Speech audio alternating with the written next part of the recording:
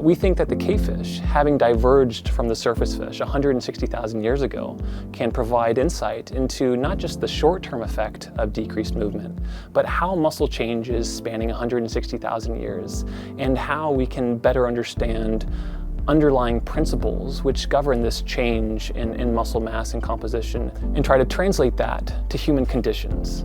Many people may be familiar with this funny movie WALL-E, where at the end we see that they're all in this big ship kind of sitting all day long. Potentially studying this could help us also inform us better how we can deal with this sedentary behavior change and the couch potato behavior that humans tend to display more and more. Cavefish have evolved a really unique strategy to conserve energy in the caves, and that's to dramatically decrease energetically costly forms of movement. It's called burst-like swimming.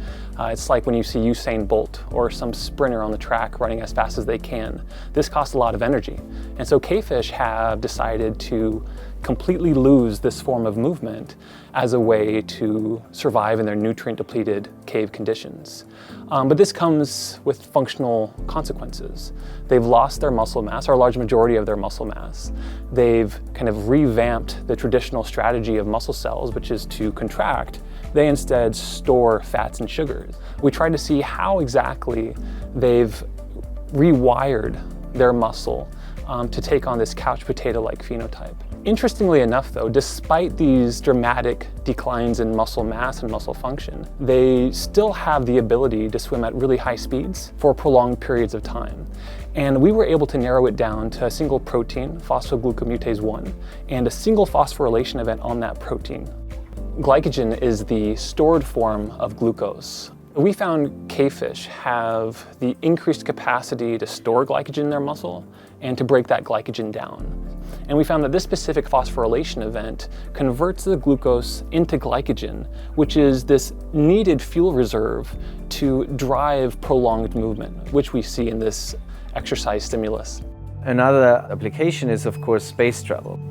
Studying systems where you lose muscle mass, but from an evolutionary perspective, where maybe evolution has even come up with a solution to deal with the loss of muscle, could potentially inform us also about strategies, how we could reach Mars or even further galaxies. I think this finally gives us a model where we can see not what happens over a year or a couple of years of disuse, but what would happen if we remain inactive for thousands of years? How does the muscle respond? How does it remodel? How does it change its investment strategies? And maybe the cavefish can provide a bit of insight.